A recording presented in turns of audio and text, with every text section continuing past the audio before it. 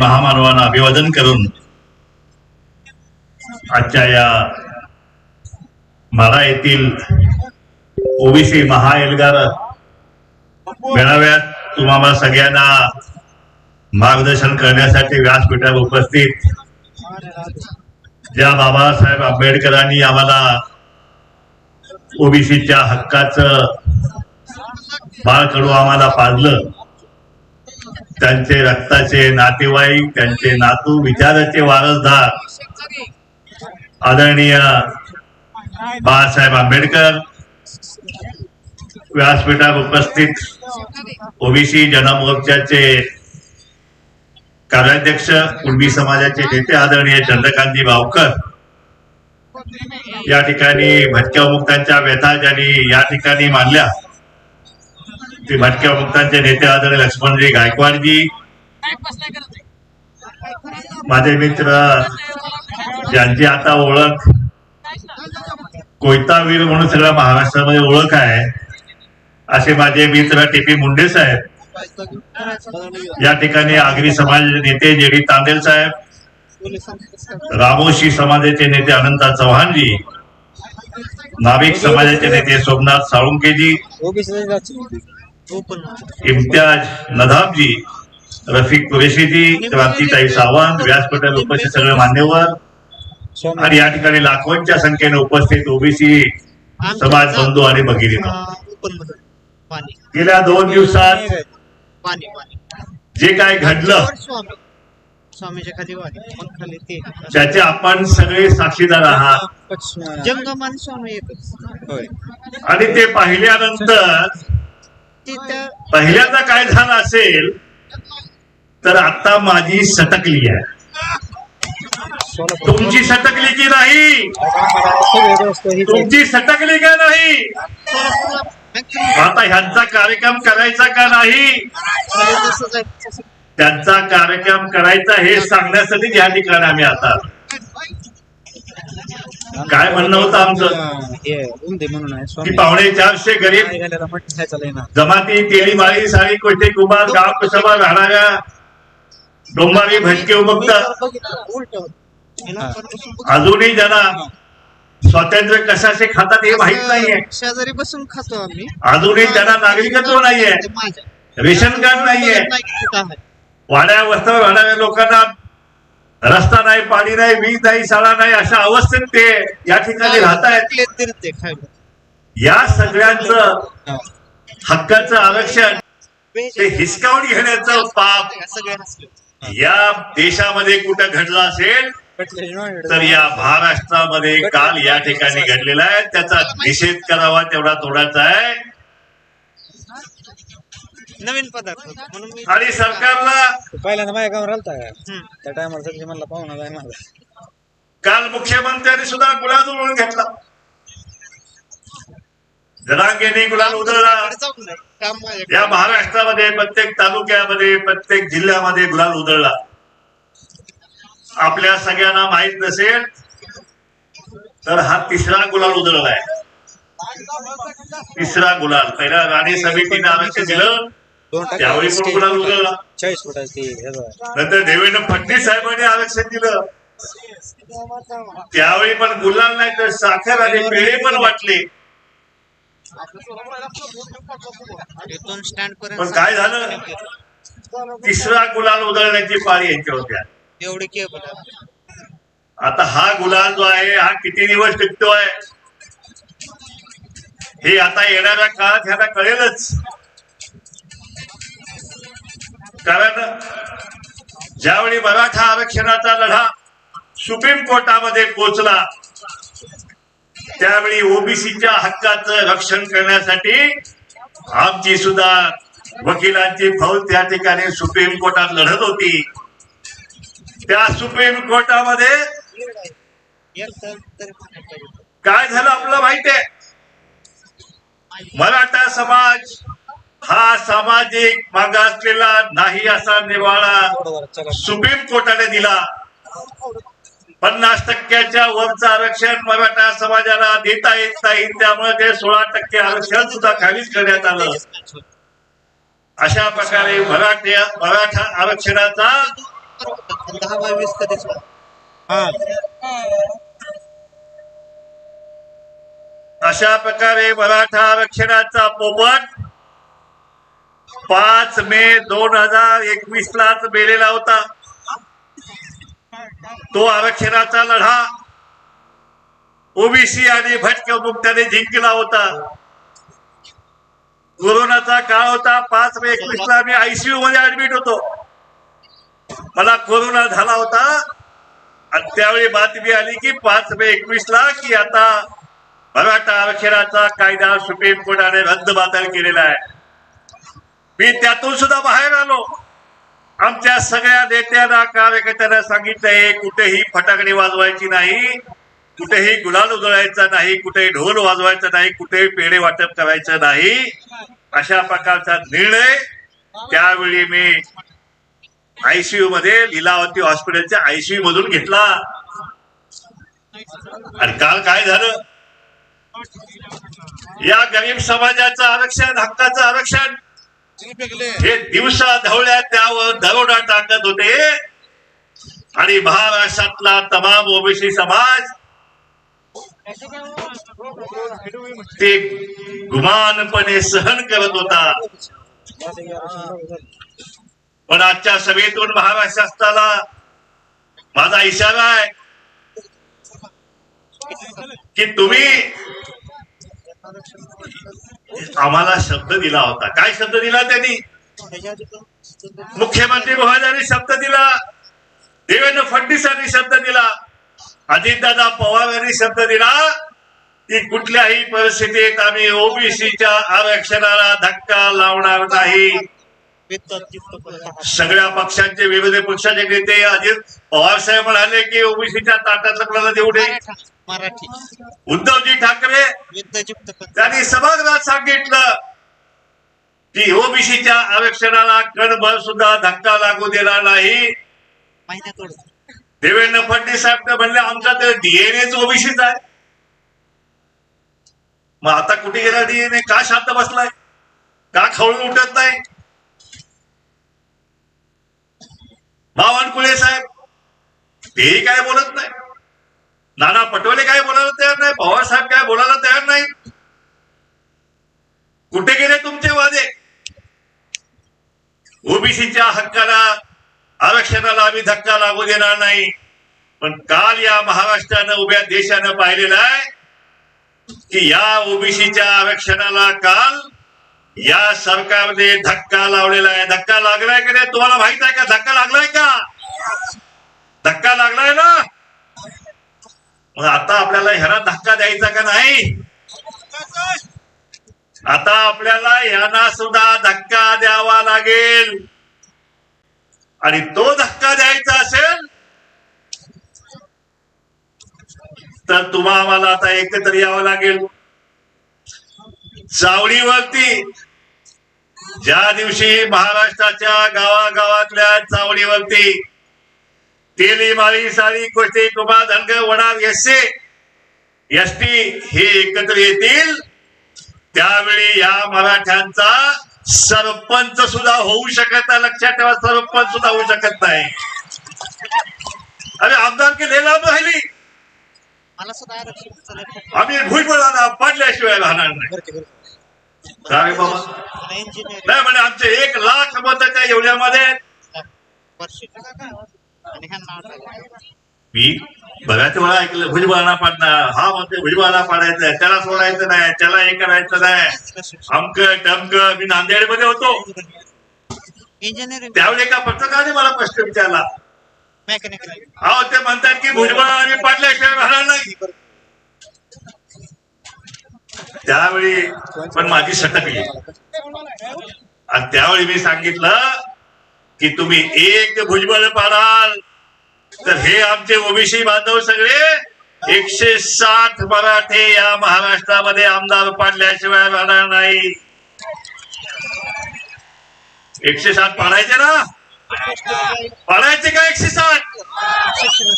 इथं किती आहेत? इथं 5 आहेत. या ठिकाणी 5चा कार्यक्रम करायचा की नाही? आणि इथला खासदार माळ्याचा खासदार हा सुद्धा ओबीसीचाच पाठवायचा आहे. कपड्याच्या दुकानात. परिस्थिती हालाकी. काठीनं घोंगडं घेऊ द्या की र. आणि मला बी जत्रेला नाही, आता जत्रा बास. काठीनं घोंगडं घेऊ द्या की र. आणि मला बी लोकसभेत जाऊ द्या की र.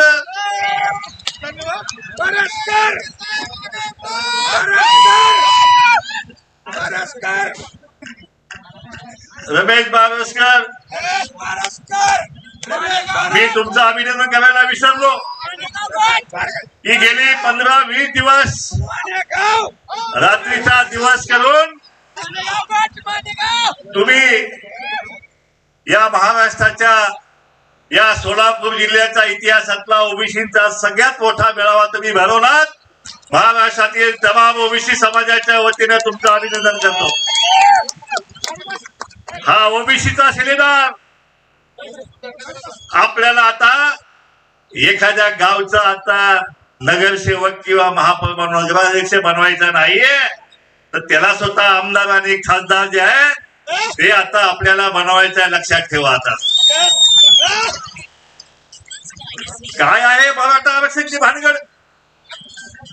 गाव कुसातल्या भटक्या मुक्ताला विचारलं तर काय बाबा मराठा आरक्षण, आम्हाला काय बाबा कळत नाही, काय माहित नाही, काय ते केव्हापासून सुरू झालं. बारसकरांनी सांगितलं की ज्यावेळी वडव्याचा, तेल्याचा, माळ्याचा, कुंभाराचा, धनगराचा पंचायत समिती सदस्य, जिल्हा परिषद सदस्य निवडून यायला लागले. एखादी सोलापूरची आमची वाक्षेताई त्या ठिकाणी सोलापूरची महापौर म्हणून व्हायला लागली.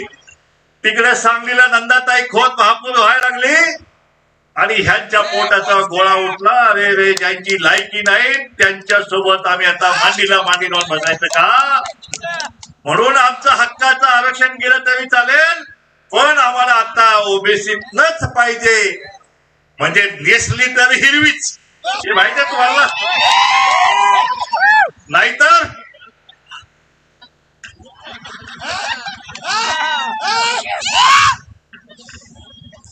म्हणून आता 2024 रणसंग्राम जवळ येत आहे. आता ह्यानं आता कळलं झाली. आता काही थांबवायचं कसं आता, त्यामुळे हे फुल तयार विषय आहेत. तुमच्याकडे आता लाल रंगाची नोट बंद झाली, पण हिरव्या रंगाची आहे. त्या हिरव्या रंगाच्या नोटा तुमच्याकडे येणार आहेत. त्या गप गुमान घ्यायच्या, कारण ह्यांच्या बापाची कमाई नाही, आमच्याच बापाच्या कमाईने त्यांनी कमवले. आणि घोटभर दिला तर तो पण घ्यायचा. म्हणजे चहा बर का, चहा म्हणते मी, बाकी काय म्हणत नाही. चहा आता त्यात सुद्धा ब्रँड आलेत. अमृत तुल्य चहा, तुम्हाला माहित आहे, अमृत तुल्य चहा, पंढरपुरी चहा, त्याचमुळे नागोरी चहा, गुळाचा चहा, आमका तमका सगळे चहा मिळत आहेत. आता सगळे चहा प्यायचे आपण ते. पण ज्या दिवशी मतदान होईल त्या दिवशी आमचा ओबीसी बांधवच त्या ठिकाणी लोकसभेमध्ये आणि विधानसभेमध्ये खेळला पाहिजे, अशी शपथ आपण सगळ्यांनी घेतली गेली पाहिजे. तरच आपलं आरक्षण. आता ठीक आहे, तुम्ही जी आर करताय ना, 54 लाख कुणबी नोंदी. अरे कुणबी म्हणजे काय. या ठिकाणी कुणब्यांचे नेते आमचे भाऊकर साहेब रत्नागिरी या ठिकाणी आलेले आहेत. त्यांनी जे भोग भोगले ते त्यांना सांगता पण येत नाहीये. अहो, या मराठ्यांच्या घरासमोर जाताना त्यांना लेहंगा सुद्धा घालायला परवानगी नव्हती. लेहंगा सुद्धा फक्त लंगोटी घालावी लागत होती. मुंबईला यायचं असलं तरी सुद्धा लंगोटी घालून एसटी मध्ये बसायचं. आणि ती एसटी परेल डेपो मध्ये आली, तिथं उतरायचं आणि मग लेहंगा घालायचा आणि मग त्याने इथं मुंबईत यायचं. म्हणजे हा जो सामाजिक तो अत्याचार जो सहन केला कुणब्याई, तो मराठ्यांनो तुम्ही भोगलात का. म्हणून मी कधी कधी बोललो होतो की निदान 10 वर्ष तरी तुम्ही लंगोटी घाला आणि मग कुणब्याचं सर्टिफिकेट मागा. त्यांना लंगोटी घालायची नाही, त्यांना आयतं सर्टिफिकेट पाहिजे. कुणब्याचा दाखला, कुणब्याचा दाखला, कुणब्याचा दाखला. हे कुणब्याचे दाखले जरी सरकारने तुमचा जेब हातात दिला असेल तरी तो आम्ही तुम्हाला पचवू देणार नाही. हा इशारा या ठिकाणी आम्ही तुम्हाला देत आहे. एक सुद्धा दाखला कुणब्यांचा आम्ही पचवू देणार नाही. 54 लाख तर लई लांबची गोष्ट आहे. उद्यापासून आमची न्यायालयीन लढाई चालू होत आहे. आमच्या वकिलांची फौज कालच आम्ही तयार केलेली आहे. उद्यापासून आमचा न्यायालयीन लढाई चालू होत आहे. आणि त्याचप्रमाणे माझी आपल्याला विनंती आहे की आता आपल्याला घरात स्वस्त बसून चालणार नाही, तर आपल्याला हे आमचं षडयंत्र जे आहे सरकारचं आणि मराठा समाजाचं हे उलटून टाकायचं असेल. आपल्याला प्रत्येक तालुक्यामध्ये आणि जिल्ह्यामध्ये आक्रोश मोर्चे काढले गेले पाहिजेत. त्या ठिकाणी त्यांना जाब विचारला पाहिजे. हा जो GR काढलेला आहे त्याने आता काय GR काढलाय तर म्हणजे सगळे सोय 54 लाख ह्या कुणबी नोंदी तर द्याच, पण सगळ्या सोयऱ्यांना सुद्धा द्या. सगळ्या सोयऱ्यांना नाही, त्याच्या पुढे जाऊन त्याचे एक शब्द आहे कोणी वाचला नाही अजून, तो गणगोताना सुद्धा द्या म्हणून सांगताय. हे सगळ्या सोयऱ्यांचे सगळे म्हणजे आपले जे वडील आहेत त्यांच्या लागणारे जे सगळे सोयरे म्हणजे आपले सोयरीक, आपली वाही वगैरे सगळे पाहुणे मंडळी. आणि गणगोत म्हणजे अख्खा गणगोत. म्हणजे या 54 लाख आणि प्रत्येकाचे किमान 5 कोटी गणलोक घेतले तर 3-4-5 कोटी मराठा समाज जो आहे 100% मराठा समाजाला ओबीसी मध्ये आणण्याचं षडयंत्र जे आहे या महाराष्ट्रामध्ये काल घडलेलं आहे. म्हणून यांचा निषेध करणं हे आपलं कर्तव्य आहे, दुसरा निषेध नाही. तर आता ह्यांना घरचा रस्ता दाखवायसाठी आपल्याला तयारी करावी लागेल. बाळासाहेब आंबेडकरांची ताकद आता आपल्या सोबत आहे. आपण आता ओबीसीचा हा एकट्याचा लढा राहिलेला नाही. गावागावामध्ये आता बाळासाहेब आंबेडकरांची शक्ती सुद्धा आपल्या सोबत आहे. पिवळा आणि निळा हे दोन्ही झेंडे आता एकत्र आलेले आहेत. त्यामुळं उद्याचा महाराष्ट्र, उद्याचं आरक्षण हे आता ओबीसी आणि दलित बांधवांचं आहे. एक सुद्धा आमदार तुमचा आता या ठिकाणी येऊ शकत नाही, हे लक्षात घ्या तुम्ही. आणि आता तुम्ही हे सगळं थांबवा. जर नाही थांबवलं तर 2024 ला ओबीसीची सत्ता या ठिकाणी येत आहे. आणि त्यामध्ये तुम्ही जेवढ्या म्हणून शिट्या चपाट्या जिया रात्री बेरात्री 3 वाजता 2 वाजता काढले त्या सगळ्या जियाराची होळी आमचं येणारं सरकार करणार आहे. हा इशारा या ठिकाणी आपल्याला देत आहे. एका मराठा समाजाच्या उद्योजकानं बहिष्काराची भाषा केली. म्हणजे ओबीसीला या गावागावामध्ये त्यांच्या दुकानात माल घेऊ नका, त्यांचा बहिष्कार टाका आणि त्यांना आपल्या शेतात मोल मजुरी सुद्धा देऊ नका. वावे पठ्ठ. आणि आता या ठिकाणी आमचा सोमनाथ साळुंके या ठिकाणी आमचे नाविक सभा नेते, त्यांनी जर त्यांची बंद केली तर ह्यांना उवा मारण्याशिवाय दुसरा काही धंदा राहणार नाही. आम्ही बहिष्काराची भाषा करतो का? आम्ही जर बहिष्काराची भाषा केली तर तुम्हाला गावात जगणं सुद्धा मुश्किल होऊन जाईल. हा शिवबांचा महाराष्ट्र आहे. होता जीवा म्हणून वाचला शिवा. लक्षात ठेवा, शिवबाचा राज्याभिषेक हा मावळ्यांच्यामुळे झालेला आहे. मावळ्यांचं रक्त सांडलेलं या ठिकाणी तुमचे सगळे सरदार हे निजामाच्या दारात चाकरी करत होते. हे स्वराज्य हे तेली माळी साळी गोष्टी कुबा धनगर होणार यांनी मिळवलेला आहे. जीवाच्या पिढ्या उद्ध्वस्त झाल्या महाराष्ट्रामध्ये. आम्ही काही बोललो नाही. पण अशी गाणं ऐकलं ना, तुझ्याच टाच खाली होतो. आता टाच खाली राहणार नाही तर आमच्या हातामध्ये सुद्धा आमचं पायतान आम्ही घेतल्याशिवाय राहणार नाही. घ्यायचं का आता? ही वेळ आलेली हातात काढून घ्यायची. आता घरात का बसायचं नाही. 26 तारखेला मुंबई थडकणार. अरे आम्ही पण सांगितलं, आम्ही पण थडकू. 5 वाजता महाराष्ट्र सरकार रिपोर्ट आला की 2 लाख ओबीसी बांधव त्यात 1 लाख कुणबी बांधव रत्नागिरी आणि मुंबईतील त्या ठिकाणी येणार आहे. 2 लाख ओबीसी बांधव आले तर त्या ठिकाणी मोठा संघर्ष निर्माण होईल. त्यामुळे त्यांनी संध्याकाळी 6 वाजता आमची परवानगी नाकारली. आम्ही त्यांना सांगितलं की आम्ही कायदा पाळणारी माणसं आहे, ह्याच्या साईडला गेलं तरी आम्हाला एक कुठला वाद करायचा नाहीये.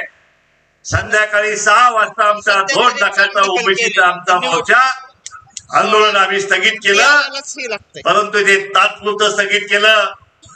मराठ्यांनी त्यांची ताकद दाखवली त्या ठिकाणी वाशीला. आता तुम्हा आम्हाला सुद्धा त्या ठिकाणी मुंबईमध्ये आपली ताकद दाखवावी लागेल. त्यामुळे तुम्हाला मुंबईला थडकावंच लागेल. या महाराष्ट्रामध्ये माना सन्मानानं जगायचं असेल, तुमच्या आमच्या लेकरांना यांचं गुलाम बनवायचं नसेल तर या ठिकाणी तुम्हाला मुंबईला यावंच लागेल.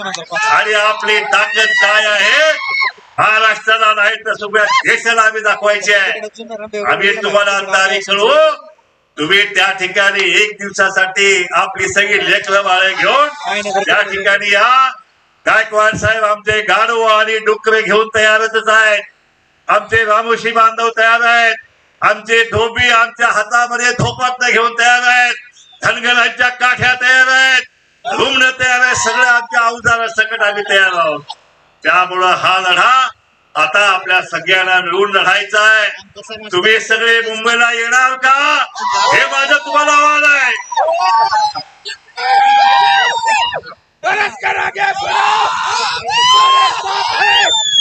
त्यामुळे ही लढाई आता नवीन लढाई आपली सुरू झालेली आहे. आणि म्हाड्याच्या या रणसंग्राम या मैदानातून हे रणसिंग आम्ही फुंकलेला आहे. आता हा लढा जो आहे हा लढा आता आपल्याला जिंकल्याशिवाय राहायचं नाही. तो पण कुणी शांत बसायचं नाही. बाळासाहेब आंबेडकरांना आमची विनंती आहे की या ठिकाणी तुमचे आता शेड्यूल कास्टचे किती 26 का 29 आमदार आहेत. आता सध्या ह्यांचा एक पण नाहीये. पण आता ओबीसीची ताकद तुमच्या सोबत आहे. 26च्या 26 आमदार बाळासाहेब हे तुमचे एसटीचे झाल्याशिवाय राहणार नाही. त्यामुळे आता आपली शक्ती विभागू द्यायची नाहीये. ह्यांच्या धडक्या भरलेल्या आहेत. माझ्या त्या वाक्याचं तर लय लागलं. अरे 160 पाडू का नाही पडणार. आम्ही प्रत्येक मतदारसंघात 60% आहोत. ओबीसी सगळे 60% आहोत. तुमचा फरशा पाडायला आम्हाला फक्त आता निवडणुकीची तारीख जाहीर करा.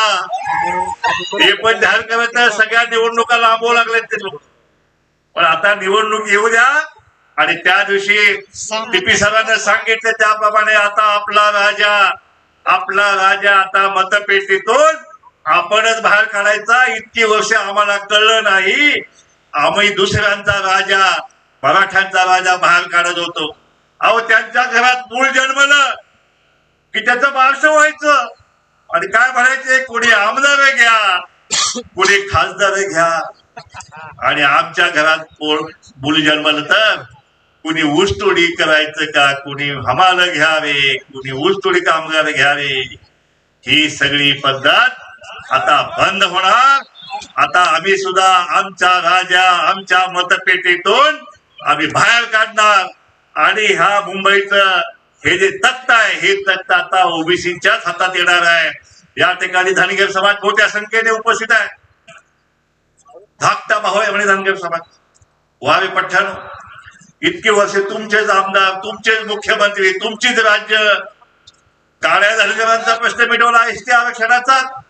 आता त्याला आठवण झाली की धनगर समाजाचं एसटीचं आरक्षण. आम्ही धाकटे आम्ही मोठे भाऊ तुम्ही छोटे भाऊ. वावे मोठा भाऊ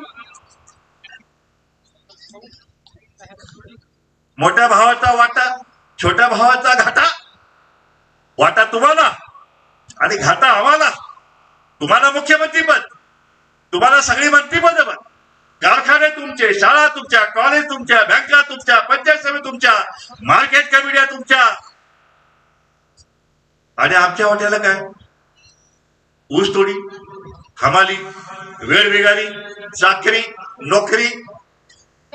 आता हे मुळे चालणार नाही.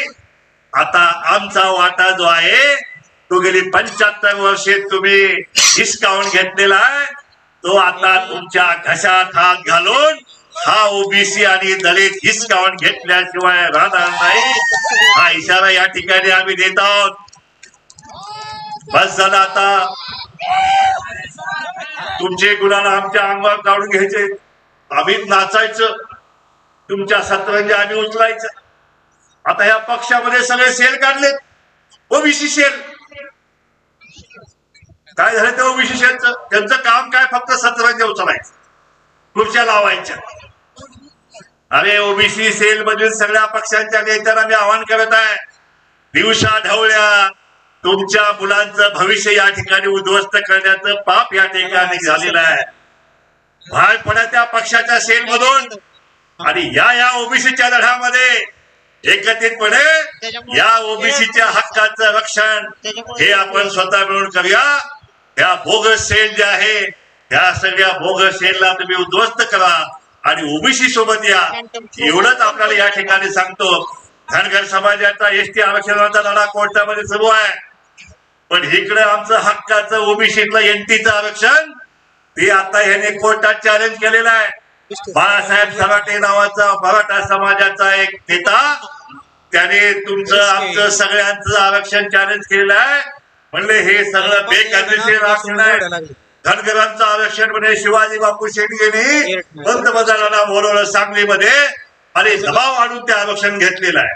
वारे धनगरांचं आरक्षण बोगस, माळ्याचं बोगस, तेल्याचं बोगस आणि तुमचं माझं खरं बोगस दाखले तुम्ही घेणार. मुळे चालणार नाही. धनगरांचं आता ओबीसीचं आरक्षण जोपर्यंत एसटीचं आरक्षण आमचं मिळत नाही तोपर्यंत ओबीसीचं आरक्षण जे आहे ते आम्हाला रक्षण त्याचं करायलाच पाहिजे, नाहीतर आमचं हातचं बन गेलं पळच्या मागे लागलो असलं व्हायचं. त्यामुळे तुमचं धाकट्या भावाचं आमंत्रण आम्हाला स्वीकारता येणार नाही. तुम्ही आमचे मोठे भाऊ नाही आणि आम्ही तुमचे छोटे भाऊ नाही. आता आम्हीच मोठे भाऊ आणि आम्हीच छोटे भाऊ होणार आहे 24ला, लक्षात ठेवा. या ठिकाणी आपण एवढ्या मोठ्या संख्येने आलात. माझ्या मते मला जो काय तुम्हाला निरोप मेसेज द्यायचा तो दिलेला आहे. आता हा लढा सुरू झालेला आहे. ओबीसी या ठिकाणी उमेदवार कसे येणार, काय येणार, त्याची आमची त्या आठवड्यामध्ये आमची बैठक आहे. त्या दिवशी आम्ही ठरवू की महाराष्ट्रामध्ये ओबीसीला राजकीय पर्याय सुद्धा आम्ही नक्की देण्याचं ठरवलेलं आहे. काही टेन्शन घेऊ नका. तुमच्या मतदारसंघात ओबीसीचाच उमेदवार आम्ही दिल्याशिवाय राहणार नाही. ह्या शब्द आपल्याला या ठिकाणी देतो. पुन्हा एकदा आपण सगळ्यांनी लाखोंच्या संख्येने या ठिकाणी आलात आणि ह्या ओबीसी महाआयोगाने मेळावा यशस्वी केला, त्याबद्दल तुम्हा सगळ्यांना मी अभिनंदन करतो. आणि रमेश बारसकरांचं जाता